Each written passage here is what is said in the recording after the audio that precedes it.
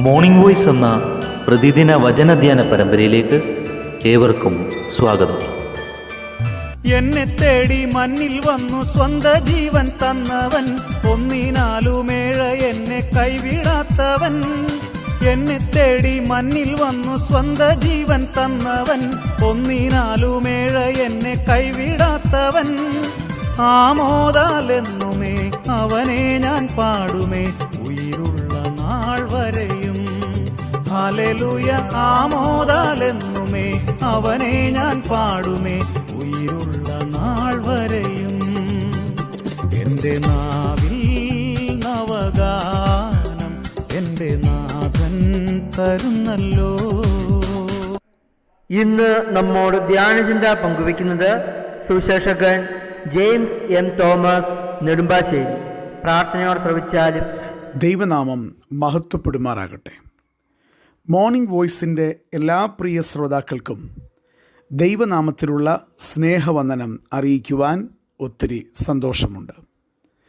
ഉൽപ്പത്തി പുസ്തകം 10-ാം അധ്യായത്തിലേക്കാണ് നാം ഇന്ന് പ്രവേശിക്കുന്നത്.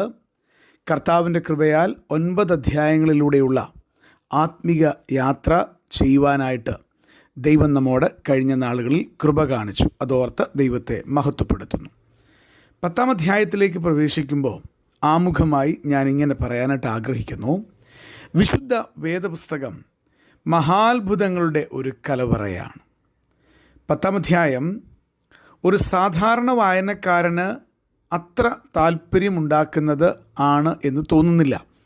കാരണം എന്താ?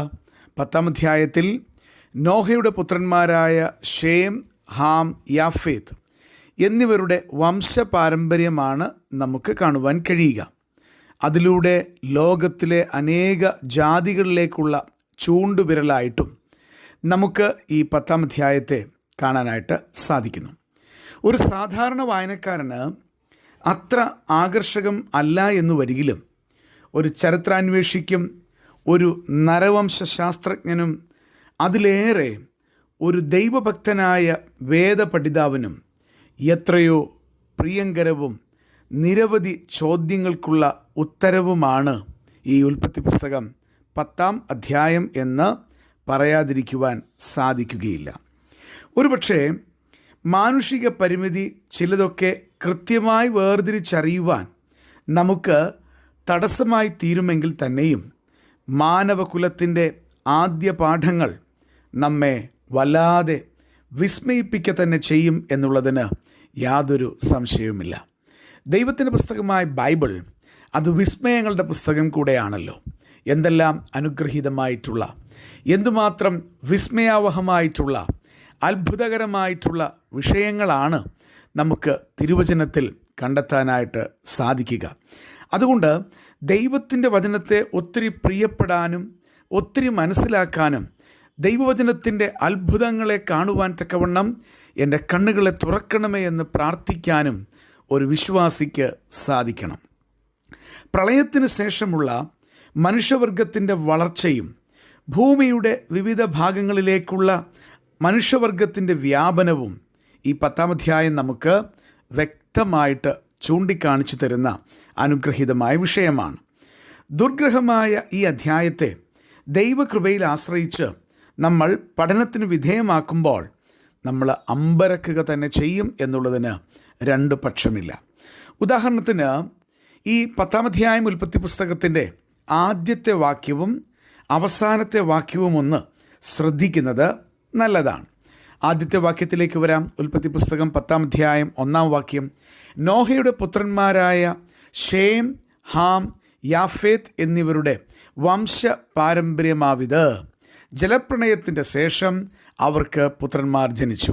10-ാം അധ്യായത്തിൻ്റെ അവസാന വാക്യമായ 32-ാം വാക്യത്തിലേക്ക് വരുമ്പോൾ ഇവർ തന്നെ ജാതി ജാതിയായും കുലം കുലമായും നോഹയുടെ പുത്രന്മാരുടെ വംശങ്ങൾ, അവരിൽ നിന്നാകുന്നു ജലപ്രളയത്തിൻ്റെ ശേഷം ഭൂമിയിൽ ജാതികൾ പിരിഞ്ഞുപോയത്. ഈ 2 വാക്യങ്ങൾക്കിടയിൽ ഭൂമിയിലെ സകല ജാതികളും ഒളിഞ്ഞും തെളിഞ്ഞും കിടപ്പുണ്ട് എന്ന് ശ്രദ്ധയോടെ പഠിക്കുന്ന ഒരു വ്യക്തിക്ക് മനസ്സിലാക്കുവാൻ കഴിയുന്ന വിഷയമാണ്. വാസ്തവത്തിൽ നമ്മുടെ ചരിത്രം മനുഷ്യവർഗത്തിൻ്റെ ചരിത്രം എഴുതുന്ന പുസ്തകമാണ് വിശുദ്ധ ബൈബിൾ.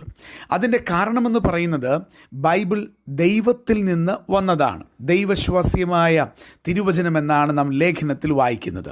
ഭൂമിയെയും പ്രപഞ്ചത്തെയും മനുഷ്യനെയും ഉണ്ടാക്കിയ ദൈവത്തിനല്ലാതെ ആർക്ക് നമ്മുടെ ചരിത്രം പറഞ്ഞു തരാനായിട്ട് കഴിയും?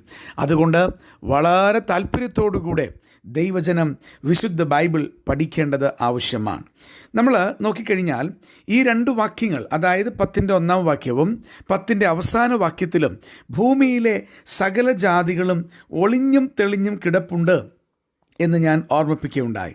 ഇവരിൽ ചില ജാതികളെ ഞാനൊന്ന് ഉയർത്തി കാണിക്കാനായിട്ട് ആഗ്രഹിക്കുക. കമ്പിവാചകങ്ങൾ പറഞ്ഞു പോകട്ടെ. നമ്മൾ 4-ാം വാക്യത്തിലേക്ക് വരുമ്പോൾ തർശീഷിനെ കാണാൻ സാധിക്കുന്നുണ്ട്. തർശീഷ് എന്ന് പറഞ്ഞാൽ സ്പെയിൻ എന്ന രാജ്യമാണ്. തന്നെയുമല്ല 4-ാം വാക്യത്തിൽ തന്നെ കിത്തീം എന്ന് പറഞ്ഞാൽ സൈപ്രസ് എന്നാണ് അതിൻ്റെ അർത്ഥം. വീണ്ടും 6-ാം വാക്യത്തിൽ കൂഷിനെ കാണാം, അത് എത്യോപ്യയാണ്. 6-ാം വാക്യത്തിൽ തന്നെ മിസ്രൈം അഥവാ ഈജിപ്തിനെ നമ്മൾ കാണുന്നു. 6-ാം വാക്യത്തിൽ പൂത്ത് എന്ന രാജ്യത്തെ കാണാം, അത് ലിബിയയാണ് എന്ന് മനസ്സിലാക്കുവാൻ കഴിയുന്നുണ്ട്. 6-ാം വാക്യത്തിൽ കനാൻ അതായത് പാലസ്തീനെ കാണാനായിട്ട് സാധിക്കും.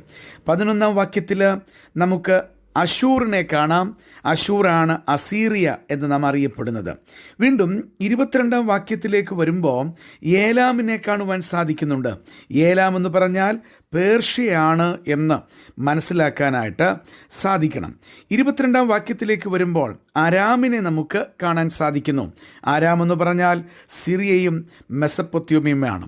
വാസ്തവത്തിൽ ഞാൻ ഓർമ്മിപ്പിച്ചതുപോലെ നമുക്ക് അല്പം ദുർഗ്രഹമായി തോന്നുമെങ്കിലും മനുഷ്യവർഗത്തിൻ്റെ ചരിത്രം, മനുഷ്യൻ്റെ പ്രത്യേകമായിട്ടുള്ള വളർച്ച, കുലമായി ജാതിയായി അവരുടെ വ്യാപനം സ്വർഗത്തിലെ ദൈവത്തിൻ്റെ പുസ്തകത്തിനല്ലാതെ ആർക്കും പറഞ്ഞു തരാനായിട്ട് സാധിക്കുകയില്ല. പ്രിയമുള്ളവരെ, വിശുദ്ധ വേദപുസ്തകം എത്രയോ ശ്രേഷ്ഠമാണ്. ആ വിശുദ്ധ വേദപുസ്തകത്തിൻ്റെ പിന്നിൽ പ്രവർത്തിച്ച ദൈവത്തിൻ്റെ പരിശുദ്ധാരൂപി, അതേപോലെ ത്രിയേക ദൈവത്തിൻ്റെ പ്രവർത്തനം എത്രമാത്രം അത്ഭുതാവഹമാണ്. ഈ സമയം 10-ാം അധ്യായത്തിലേക്ക് വരുമ്പോൾ നിങ്ങളത് വായിച്ചു നോക്കണം. അത് വായിച്ച് വെറുതെ വിടുകയല്ല, പ്രത്യുത നന്ദിയോടുകൂടെ അത് മനസ്സിലാക്കാനുള്ള ദൈവകൃപയ്ക്കായിട്ട് യാചിക്കണം. അങ്ങനെയാണെങ്കിൽ ഈ പുസ്തകത്തിലൂടെ നിങ്ങൾക്ക് അത്ഭുതങ്ങൾ കാണാനായിട്ട് സാധിക്കും. അതിനായിട്ട് കർത്താവ് നമ്മെ സഹായിക്കട്ടെ. തിരുനാമം മഹത്വപ്പെടട്ടെ. ആമേൻ.